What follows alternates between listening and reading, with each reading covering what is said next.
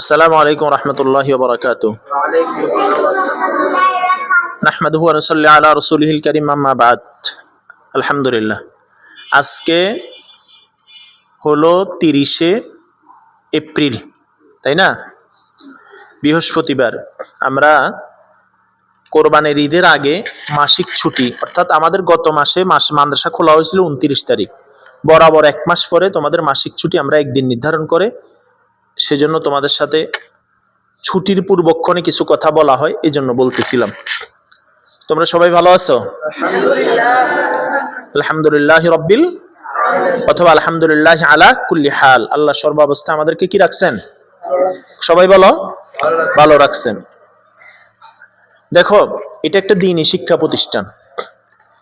আমাদের মাদ্রাসাগুলোতে শিক্ষার সাথে দীক্ষাও দেওয়া হয়। বলো, কি দেওয়া হয়? সবাই বলো, সবাই আমার দিকে তাকাও। 10 মিনিট আমাকে সময় দাও তোমরা। আমাদের মাদ্রাসাগুলোতে কিসের সাথে কি দেওয়া হয়?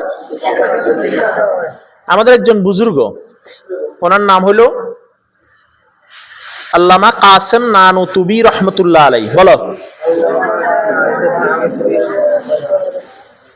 সাকিব আল হাসান বাংলাদেশের কি উনি? দেখছো, এর নাম জানো? তদ্রুপ ভাবে এই বুজুর্গদের নামগুলো আরো বেশি জানতে হবে। আল্লামা কাসেম নানুতুবি রহমতুল্লাহ, ইনি দেওবন্দ মাদ্রাসা প্রতিষ্ঠা। দেওবন্দ মাদ্রাসার নাম শুনছো না? ভারতের দেওবন্দ। ওই মাদ্রাসাগুলো সিলসিলাই হলো আমাদের মাদ্রাসা। ওই মাদ্রাসাগুলা, দেওবন্দ মাদ্রাসার প্রতিষ্ঠাতা আল্লামা কাসেম নানুতুবি রহমতুল্লাহ আলাই,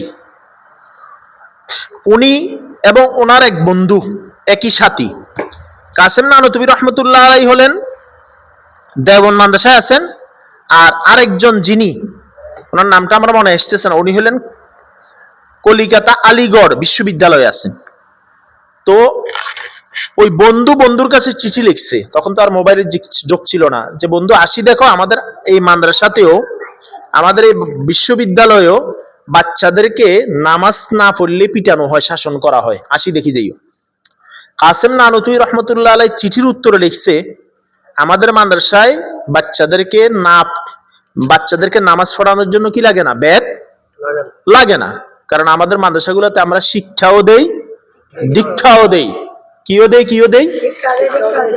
শিক্ষা হইলো নামাজ পড়ো, দীক্ষা হইলো নামাজ পড়াই দেওয়া। শিক্ষা হইলো মেসওয়াক করো, দীক্ষা হইলো মেসওয়াক করাই দেওয়া। বুঝে আসছে? শিক্ষা হইলো টুপি ব্যবহার করো, দীক্ষা হইলো টুপি মাথায় দিয়ে দেওয়ানো। শিক্ষা হইলো সালাম দেওয়া, দীক্ষা হইলো সালাম শিখাই দেওয়ার ব্যবস্থা করে দেওয়া। আমাদের মাদ্রাসাগুলোতে কি কি হয়? আমাদের কালকে আমি শিশু শ্রেণীর ছাত্রদেরকে বলতেছিলাম, আমাদের মাদ্রাসায় আসলে কিন্তু একটা জিনিস করতে হবে, পারবা কিনা? কারণ আমি যদি বলি, তোমাদেরকেও জিজ্ঞেস করি, আমাদের মাদ্রাসায় একটা জিনিস লাগবে, পারবা কিনা তোমরা? কথা বলো না। সেটা হলো খেলাধুলা করতে হবে। কে কে পারবা দেখি? এই খেলাধুলা করতে হবে, এক হাত নামাও। আমাদের মাদ্রাসায় আরো একটা জিনিস করতে হবে, গোসল করতে হবে। কে কে পারবা? আচ্ছা, 2 হাত নামাও। আমাদের মাদ্রাসায় মাঝে মাঝে নাস্তা করতে হবে। কে কে পারবা? সবাই পারবো, মাশাআল্লাহ, হাত নামাও। আমাদের মাদ্রাসায় থাকলে 3 বেলা খাবার খাইতে হবে, হয়তো বোর্ডিং এ নাইলে বাসায়। কে কে পারবা? মাশাআল্লাহ। আমাদের মাদ্রাসায় পড়তে হলে আব্বা ডাকতে হবে। কে কে পারবা? মাশাআল্লাহ। আমাদের মাদ্রাসায় পড়তে হলে আম্মা ডাকতে হবে। কে কে পারবা? আচ্ছা। আমাদের মাদ্রাসায় পড়তে হলে একটা শর্ত, সেটা হলো এই মনে করো মাঝে মাঝে ঘুমাইতে হবে। কে কে পারবা? মাশাআল্লাহ, সবাই পারবা। হ্যাঁ, হাত নামাও। মনে করো এরকম অনেকগুলো কাজের ফাঁকে ফাঁকে একটু সময় যদি হয় পড়াশোনা করতে হবে। কে কে পারবা?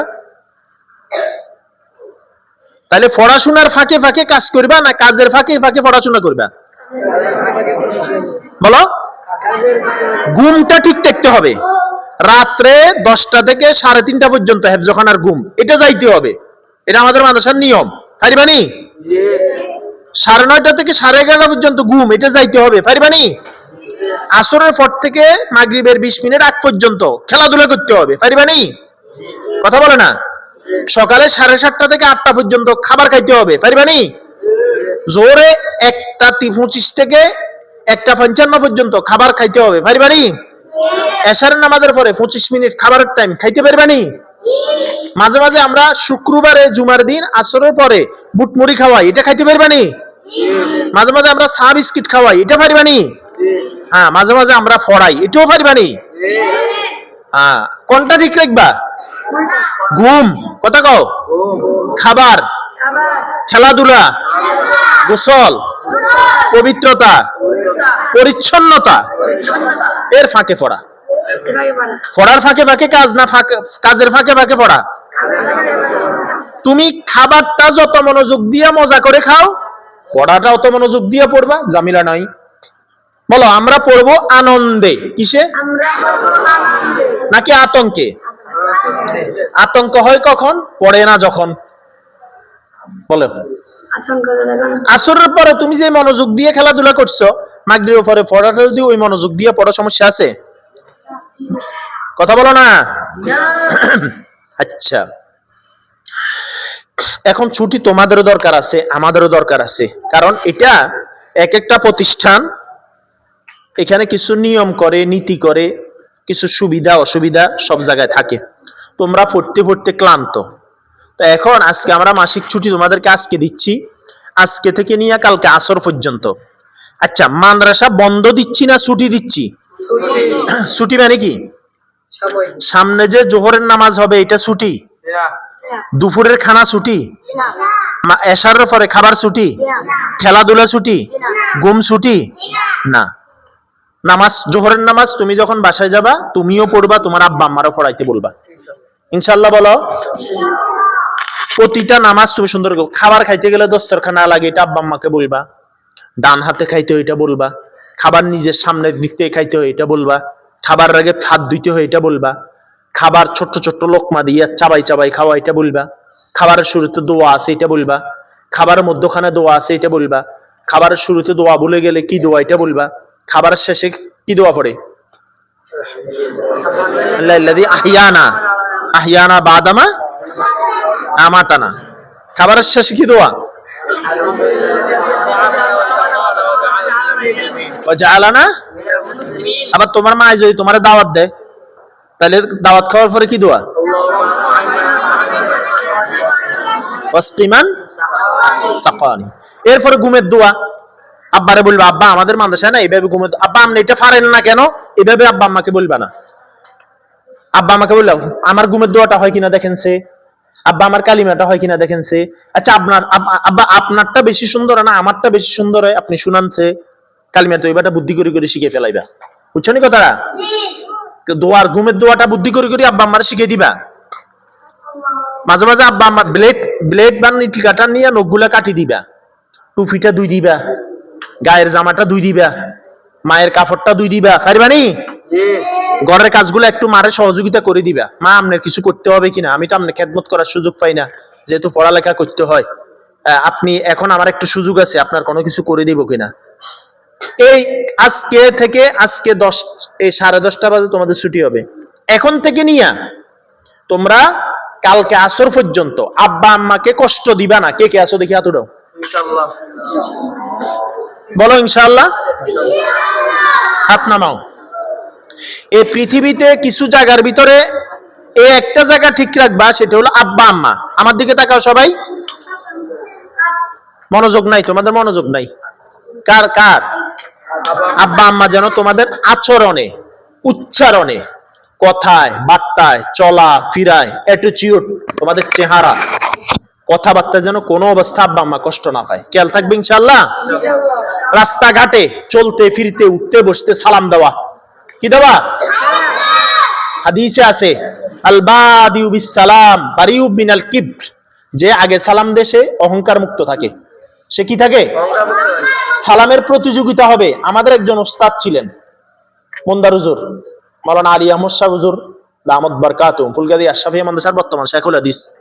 হুজুর কাছে আমরা মেশকাত পড়ছি, কাফিয়া পড়ছি, মুসলিম শরীফ পড়ছি, না এই তিরমিজি শরীফ পড়ছি, বুখারীর কিছু অংশ পড়ছি। হুজুরের কে আগে সালাম দেওয়া বড় টাফ ছিল। হুজুর সব সময় আগে সালাম দিত, আর আগে সালাম দিলে মহাব্বত বাড়ে। রাস্তাঘাটে চলতে ফিরতে সালাম দিবা, ঠিক আছে না ইনশাআল্লাহ? তুমি সাইকেল চালাইতেছো, তোমার কোনো উস্তাদ দেখলে নামিয়া যাবে, এটা আদব। তোমার আব্বাকে দেখলে নামিয়া যাবে, এটা আদব। মুরব্বী দেখলে নামিয়া যাবে, এটা আদব। আব্বা আম্মার সাথে উচ্চ আওয়াজে কথা বলবা না। ওয়ালা তাকুল্লাহুমা উফ। উফ মানে কি? তোমার কোনো আচরণে যেন আব্বা আম্মা ব্যথা না পায়। আবার আব্বা আম্মা কিছু বলছে, তোমার মুখ দিয়ে যেন উফ ব্যবহার না হয়, বাহির না হয়। ঠিক আছে? তুমি আব্বা আম্মার সাথে এই বসি কথা বলবা, বলার পরে আসার সময় বলবা আব্বা আমার জন্য দোয়া করিয়েন, পারিবানি? মা আমার জন্য দোয়া করিয়েন। আসার সময় পা ধরি মাফ চাইবা, পা ধরি, একে কোনো অপরাধ করে নাই। আব্দুল সোবান, হ্যাঁ, কি কি ধরি মাফ চাইবা?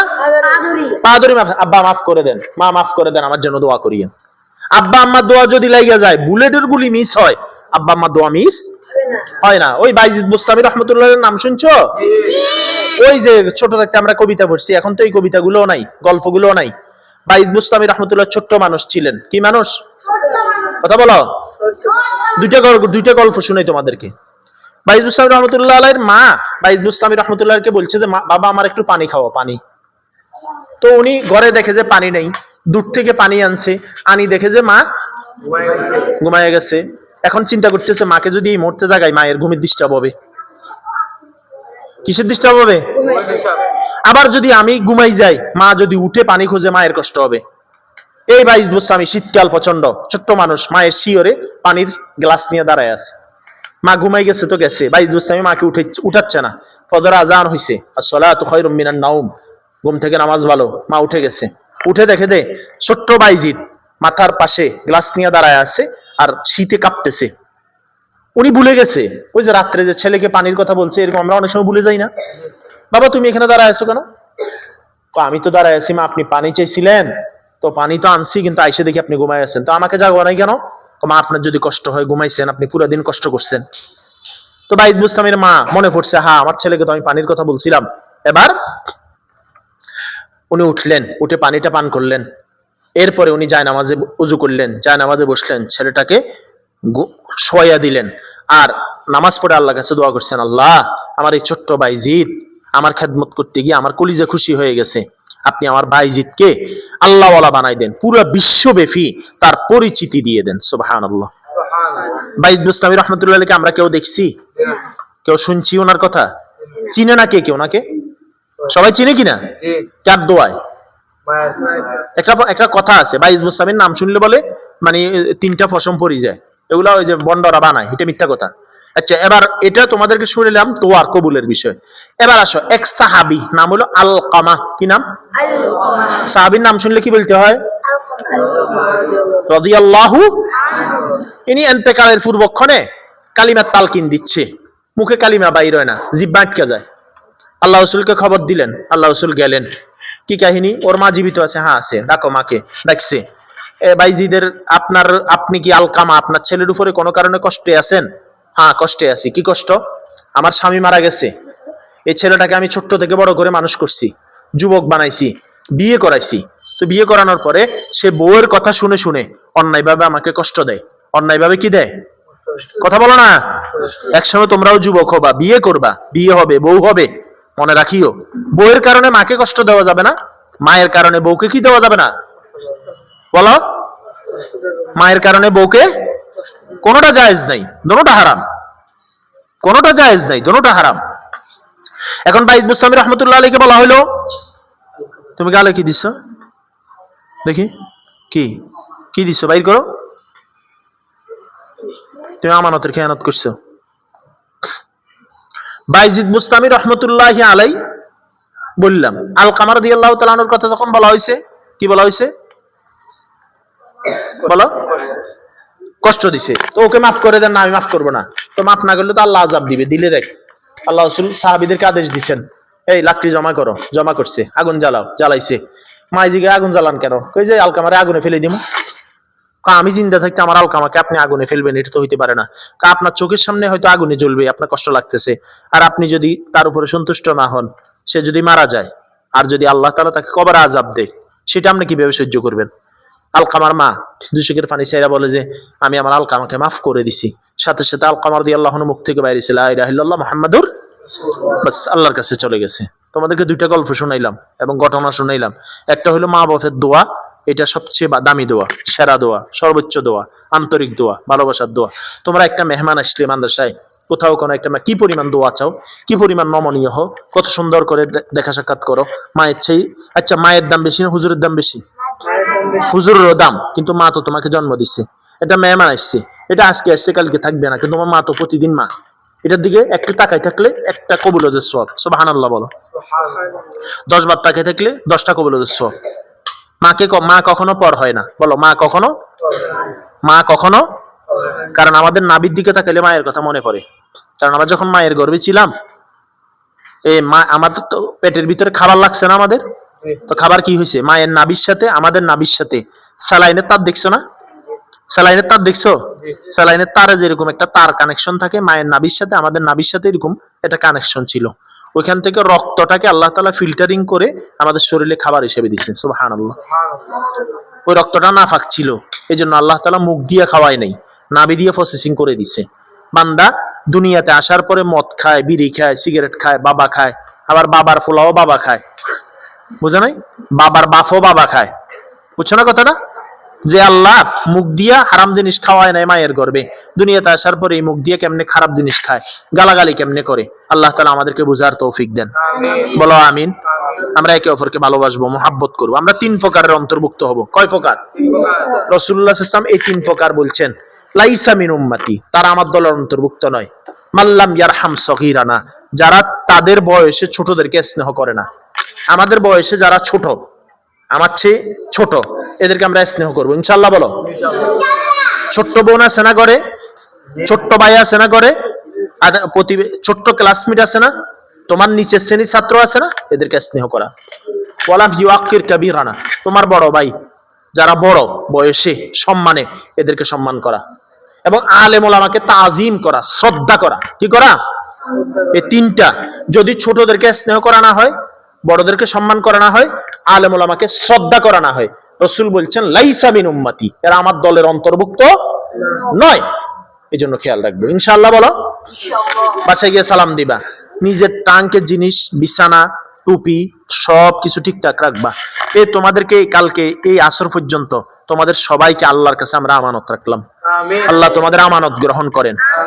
রাস্তাঘাটে বিনা কারণে বের হবা না, টুপি ছাড়া বের হবা না। এখান থেকে বাইরে হলে তোমার পোশাক যেন চেঞ্জ না হয়, তোমার টুপি যেন মাথা থেকে সরে না যায়, তোমার জামা যেন মাথা থেকে সরে না যায়। ইসলামিক ছাড়া অন ইসলামিক ড্রেস পরবা না ইনশাআল্লাহ, বলো। বলো ইনশাআল্লাহ।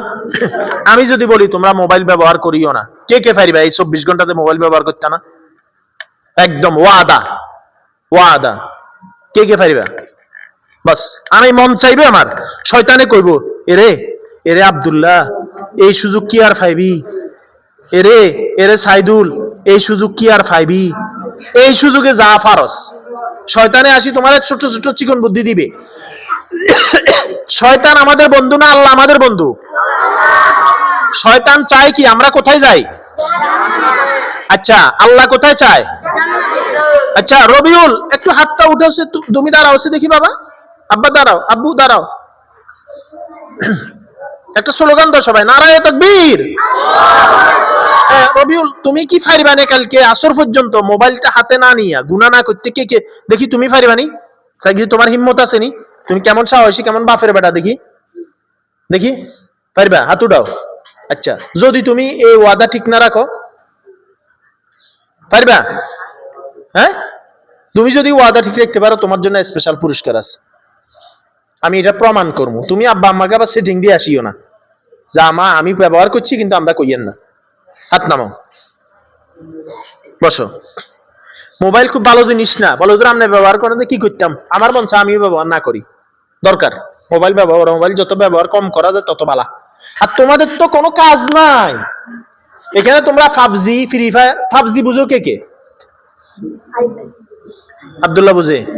ফ্রি ফায়ার বুঝো কে কে? এই দোনোটা খেলা কবিরা গুনাহ। কি বলছি বলো?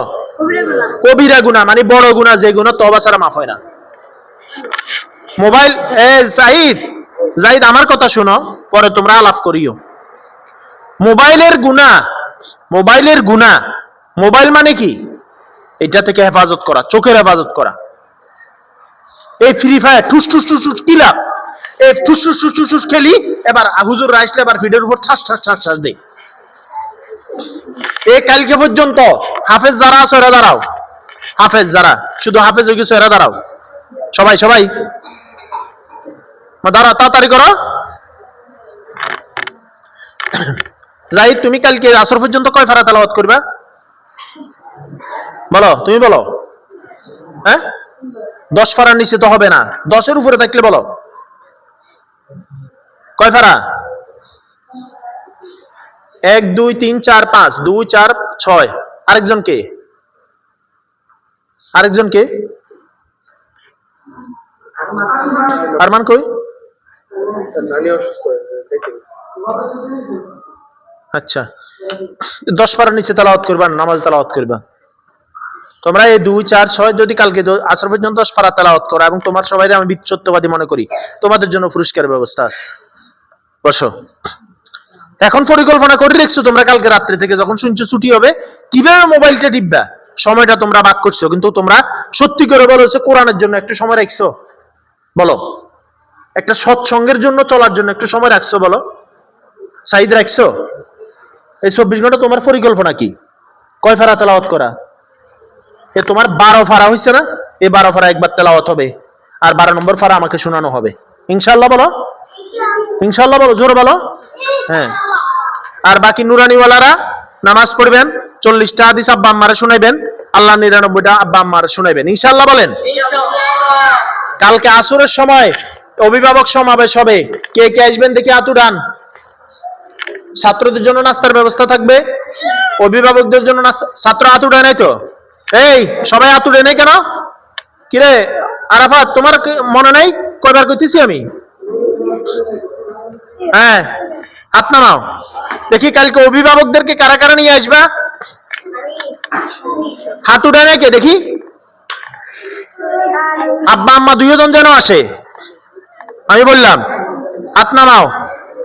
শোনো, একটা কথা বলি, জরুরি কথা বলি। এই সবাই মনোযোগ আছে?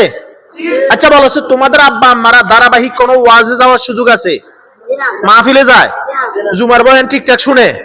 তো তোমরা মাসে যে আমাদের অভিভাবক সমাবেশ হয়, জোর করি আব্বারে এবং মারে, এ বেটা এই জোর করে আব্বারে এবং মারে দুইজনকে দইরা মাদ্রাসায় নিয়ে আসো না।